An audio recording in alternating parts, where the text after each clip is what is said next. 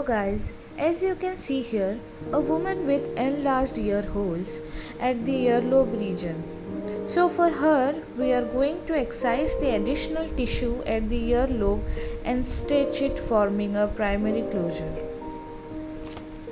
So as you can see here, we first mark the area which has to be excised.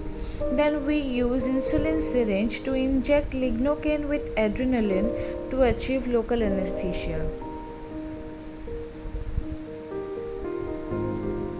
Once done, we start excising the marked region using a scalpel.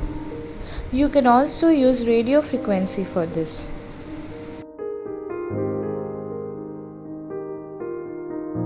Once the excision is done, we use the bipolar cautery to achieve hemostasis. After that, we start taking the suture.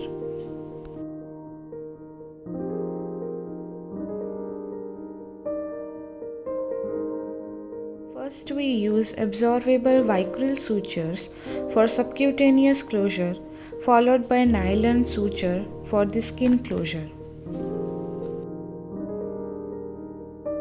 And this is how it looks just after suturing is done.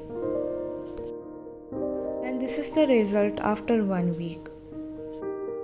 You can see how beautifully closure is done and can compare the result from this collage. Thanks for watching. Do like, share and subscribe to our YouTube channel. Bye bye.